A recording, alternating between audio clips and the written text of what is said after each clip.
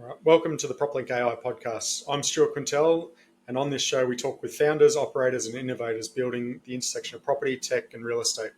Today, I'm excited to welcome Tarleton Hepburn. He's the co-founder of Reservest, which is a marketplace that's rethinking how high-end villas, yachts, and luxury suites, as well as exclusive properties, get distributed and booked.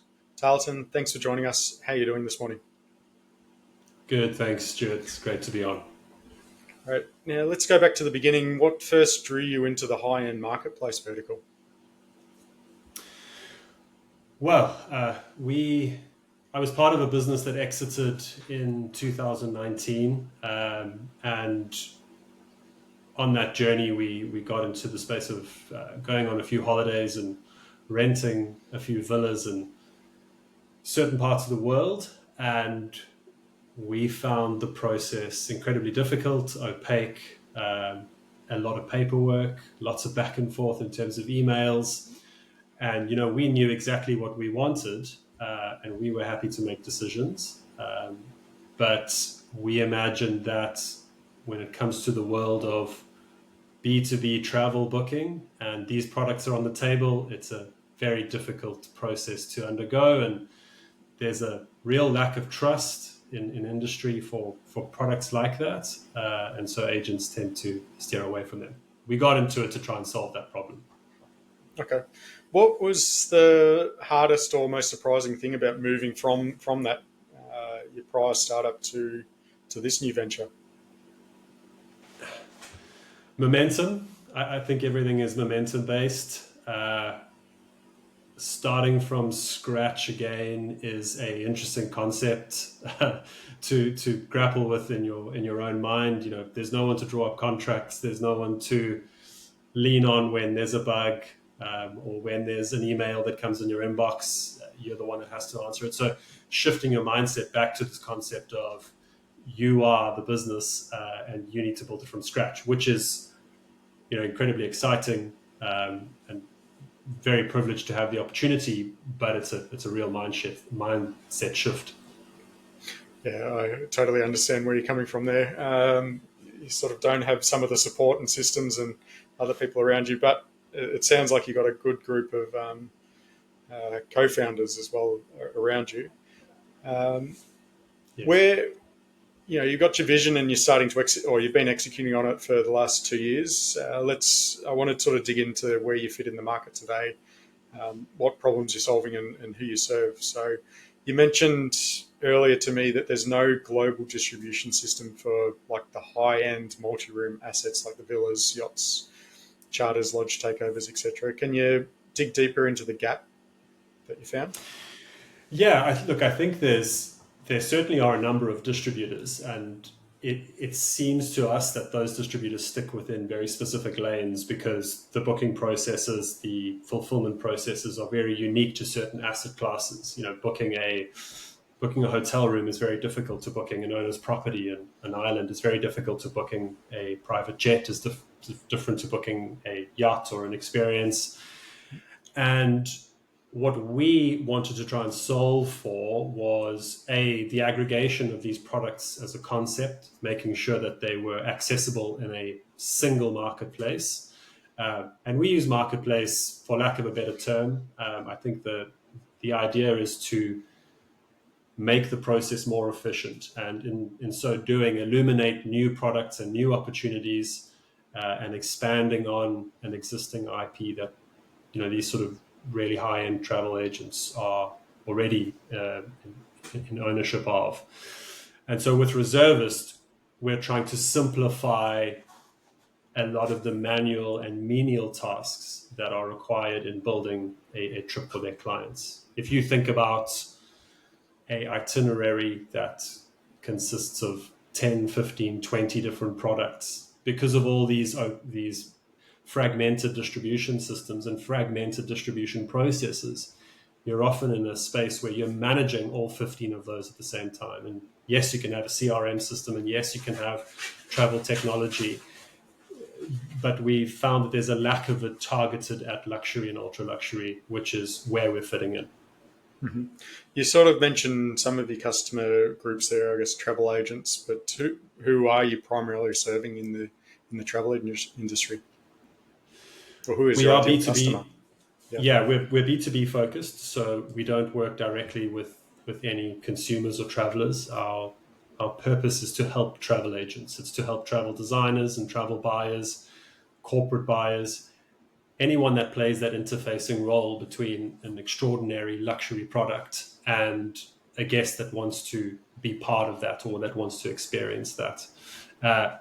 The something to remember about luxury is luxury will, as far as I can certainly predict, always involve people.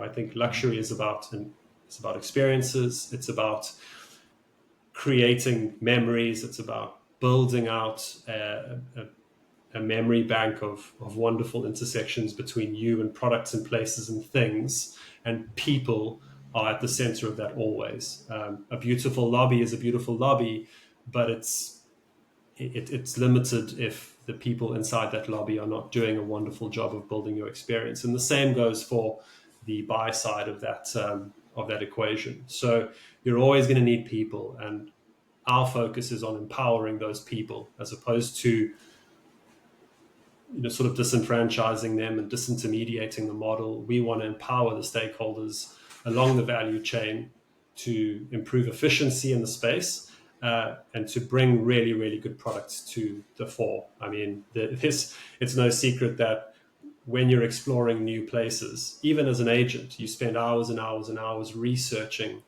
that region, that location, not only for the logistical from a logistical side, but also from a product side. What are the products that exist in that space? What has the feature sets that I'm looking for?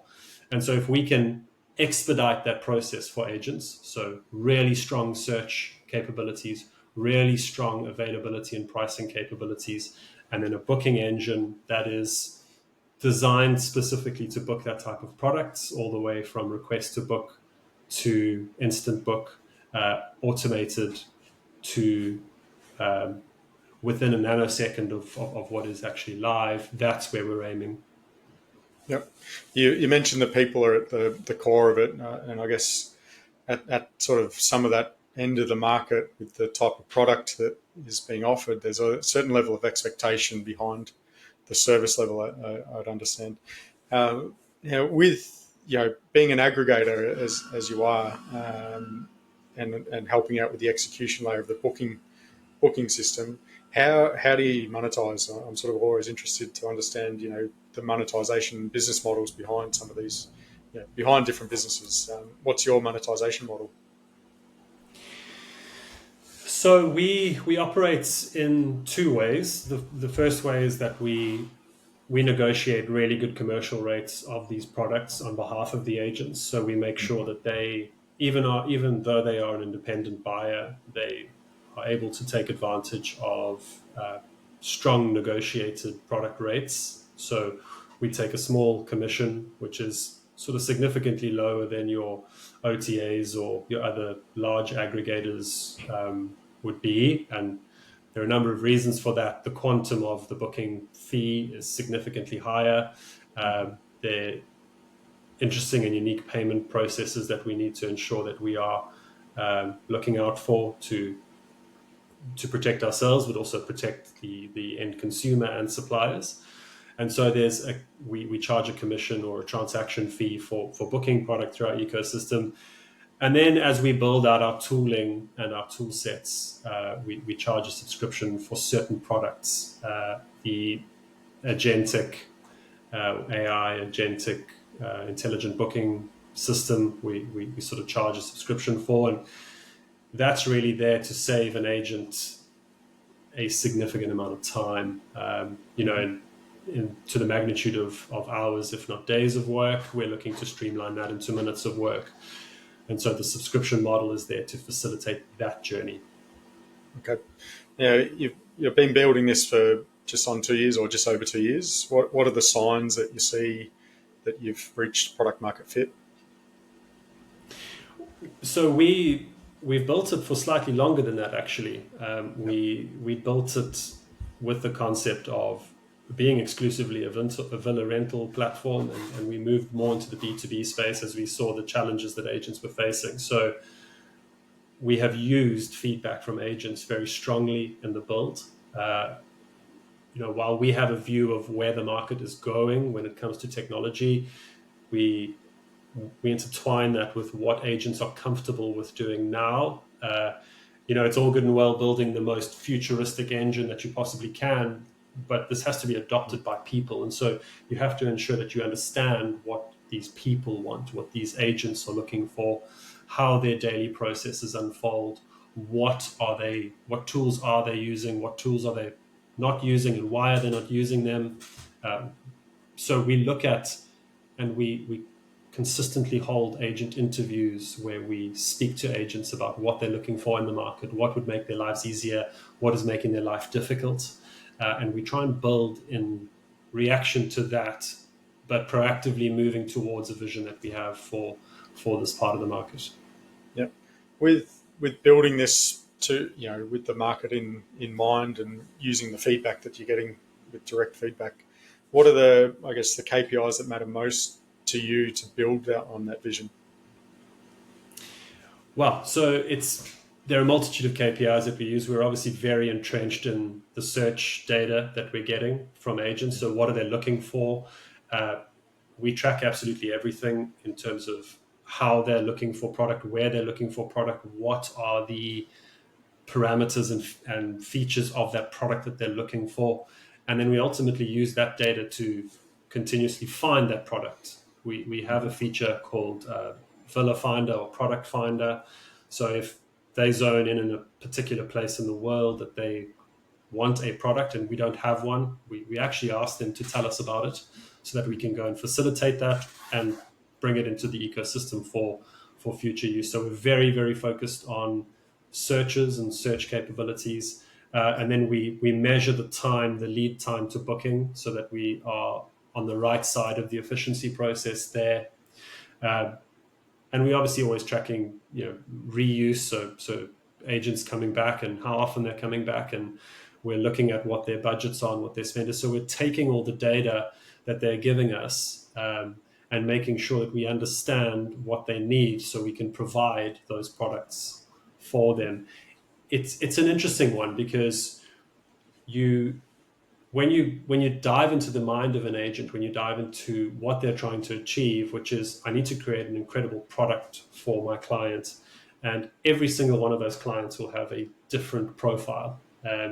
You may try and lump them into some form of guest profiling, but they do have very unique and specific sets of requirements that are slightly adjacent to somebody that's similar to them. And so being able to cater to those needs and bringing products to those agents that fulfill those needs is key for us. That's one of the major KPI areas that we look for. And then, of course, traction, conversion. We look at making sure that we're working with relevant buyers, because our supplier partners are also keen to work with us because of the buying relationships we have, where we're a platform dedicated to agents that purchase luxury and above. And so we make sure that the product is appealing to those agents, and that brings our supply into the marketplace more effectively as well. Yep. So, speaking of the markets and also the asset types, what sort of markets or geographies are you targeting next? And then from a asset perspective, like you said, you started with villas, but how do you decide which asset types to expand into beyond where you started?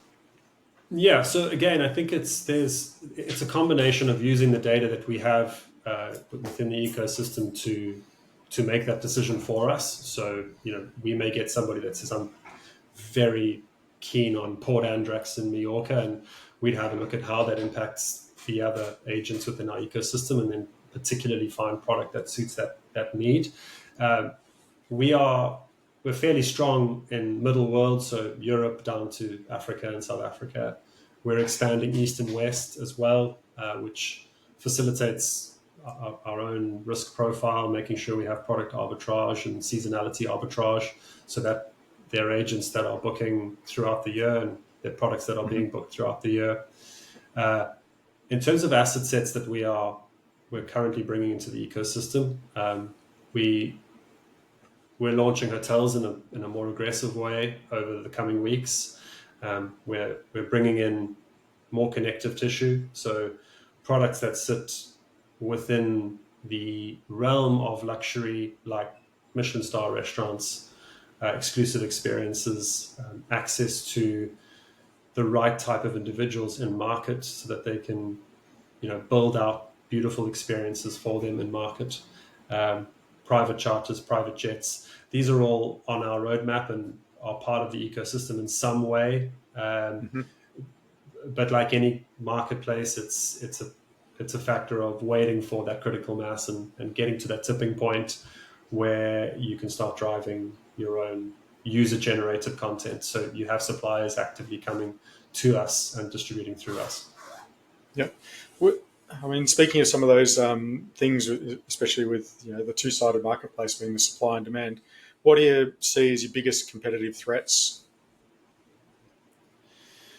Yeah, so I guess luxury travel is a very strong sector, and I think it's strong because it's robust economically. I think Mm-hmm. you find that people with money tend to have money, and so they're a little bit less impacted by market influences. So when it comes to economic risk, we're fairly happy with where we sit in that aspect. From a competitor's perspective, we're competing with anyone that's distributing product. I think at the end of the day, it's an interesting thing that specifically wealthy people are happy to pay for a product, but they don't want the wool to be pulled over their eyes, and so they're like, I'm happy to pay $X,000 for a hotel room or for a villa, but I don't want to be the guy paying more. I don't want to be the lady that's paying more for that product than somebody else. So don't pull the wool over my eyes. So from a competitive perspective, we want to make sure that our pricing is always competitive, that our products are deployed competitively to our agents, because I think as soon as they find that the pricing within our ecosystem doesn't sit, alongside the pricing of those individual distribution channels, we start to lose trust, and trust is a big element within the game that we're playing. Yeah. What's as part of I guess building out this platform, building out the market, building finding the supply. What's been like you said, you started just with villas, but then moved to the B2B space. But what has that been the biggest pivot so far in your strategy, or has it been more? Has there been other pivots or course corrections? I think if you, yeah, it's an. Has there been a lot? More than one? No, I think there've been pivots in the way we'd like to solve the problem. I think when we looked at the villa rental space, which is a burgeoning market, and I think you can see that by virtue of the extraordinary products that are available. Your VRBOs, your Airbnbs, your La Collectionists. These are companies that have done incredibly well over the last decade, because people want these exclusive experiences, and I think that is not going to go away. In fact, I think if anything, when you're looking at the trends on the hotel side, the products that they're bringing to market, fairly represent the change in those traveling requirements. So, in terms of a pivot, what I would say is that we knew there was a problem to solve, and we started solving one problem and realized there were bigger problems, and there were knock-on effects that needed to be addressed, and so. I laugh because I think the problem we tried to solve initially was a fairly small one, and the problem we're trying to solve now is a better problem, and a problem that really needs to be solved. And I don't think that enough people are talking about how difficult it is to access a large swathe of these products more efficiently. You can do it, but if I said to you, right, tomorrow book me a unique experience in Brazil, and you've never sent your clients to Brazil, you're not doing that in a few minutes. It's taking you a few days to bring that together. In fact, you may not even take the business because you just, from a risk profile, you're too nervous to do it. I'm not speaking for every agent, of course. That's some of the feedback we've got. Yeah. So you sort of given me a view of the growth that you've gone through, and I'd like to sort of, based on what you just said, then I'd sort of like to, I guess, scratch the surface of like what the engine is that's running this, the tech systems and workflows that let us run. So, if you can give a very broad, it can be broad or as deep as you want to go, but like what's powering your tech stack today, and is it in-house development or is it third-party APIs, or you mixing both? Yeah, so I guess it's a good question, because the short answer is yes, everything is in-house and we have a tech team that builds specific to the problem. I don't think that patching a series of solutions together is the right answer. I think you have to build specifically for the problem at hand, which is to bring this world of opaque products together. And that does mean that you need to ingest a number of APIs where you can to be efficient. You need to build for user generation so that, again, you can be efficient. So we have the capability for suppliers to bring their own products into the ecosystem. They then have to weigh that against running multiple systems, where we have a roadmap to making that process more efficient as well for them. But the tech stack is built internally. We do leverage AI development. We have converted the team. Those that weren't AI developers, we've converted them into AI developers. And we specifically hire AI developers now so that we can enhance the delivery cadence of our team. Yep. And that also speaks to what we're trying to do, which is to make the process more efficient. So everything, our mantra is, let's make as much of the business as efficient as we possibly can.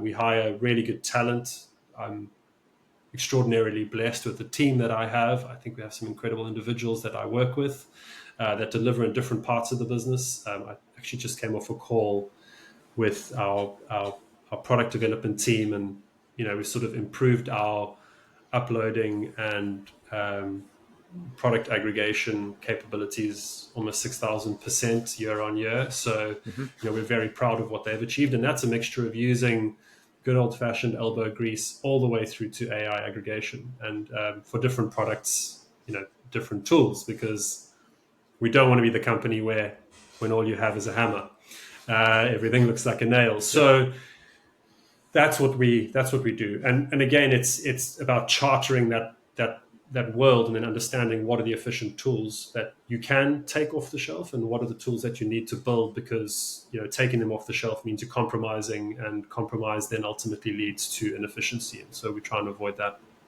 Yep. So you mentioned, like, the world of the luxury market is quite opaque. There's a lot of manual processes, and you're trying to build and automate a lot of those areas. But what's been the hardest part to automate in this world? It's not so much which specific asset is the hardest to automate. I mean, I think there's certain assets that you will probably never be automated to the extent that, say, hotel rooms are automated. And that's just by virtue of the fact that you're dealing with a $700 million asset, or something to that extent. So there's a lot of vetting that goes on in the process. The hardest part is often making people aware of how big the problem actually is. I think people operate within their silos, and so they see the problem as it stands from their perspective. But broadening their horizons to say, look, the reason the problem is the way it is because of X, Y, and Z, and we're solving X and Y, and we'll solve Z in the future. And that's often the hardest part, is communicating, the value proposition to agents now and to suppliers now for a vision that will be in the future. Luxury is the most incredible industry to work in. The people servicing the industry are amazing. But at the same time, you also have very particular individuals. You have asset owners that are very keen to get good yields. You have brand managers and brand stakeholders that are incredibly proud of the brands that they've created, and as they should be. You know, some of these assets are and have been in the market for plus 100 years, and so they're very aware of how those brands are distributed. And so you do make sure that the product that you're providing to your suppliers as well as to your buyers is being respectful on both of those sides. That's the hardest part, is walking that line. Yep. Speaking of the product, then how, a lot of platforms, people can give reviews of, like Airbnb, you can review the person booking the place as well as the person that owns the place, from a quality perspective. How are you handling like the quality assurance, the trust, the variability across, different assets? And is there somebody that's validating and inspecting or making sure that the quality of the product that you're bringing onto the platform aligns to the expectations of the audience and the end customer? Yeah, again, so there's no one size fits all for this, because the assets are all slightly different. So if you're working with hotels, accessing feedback is fairly straightforward. There's platforms that offer feedback from guests, and you can tap straight into that. So that's not a difficult one. There is sort of a common understanding that we have between our agents and our suppliers that the quality is there because we have a quality team internally that's actively seeking product out. So we believe by starting at the top and then sort of filtering your way into a broader market is the right approach. So we work with brands that are well known to deploy the quality assurance that we're after. And so there's obviously brand reputation that we rely on relatively heavily, but we do go through a process of quality assuring every single asset that comes on, especially the villas, because the villas can be a relatively grey market in terms of the information that you're receiving from the supplier. So we need to make sure that those are being vetted, and we do so in a number of ways. And look, the plan is always to provide a communication stream and an information stream to the buyers on the quality of the product as is decided by the other agents and by other buyers. We do so very respectfully, and we make sure that that is also accurate, so that there's, we're not seeing wild reviews that are skewing and tainting people's perspective of certain products. And this, again, as I mentioned earlier, is a fine line we have to walk when it comes to particular assets that are not on market for very good reason. There's products which are unavailable to the public because it's a private owner's property and there's certain artwork on the wall, and so there's a vetting process that goes on. So the same goes for information that's shared about that product and how those reviews are handled.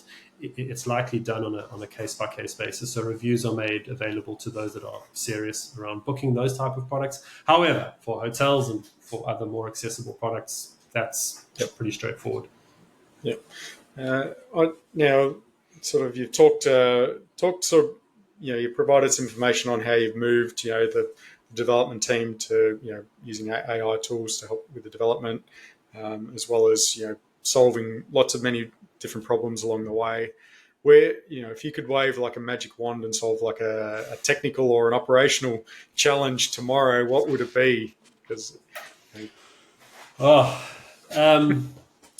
they say you shouldn't wish away time, but if we could be sort of 6 or 7 months down our product development pipeline, I'd be ecstatic. I think we're so excited about the products we're bringing to the market that I just want them to be there and ready already. So look, I guess in a way, AI was the magic wand that's been waved. I constantly have conversations with our CTO saying, "Do you know how long that would have taken 3 years ago?" And we're often saying how wonderful it is. And look, AI is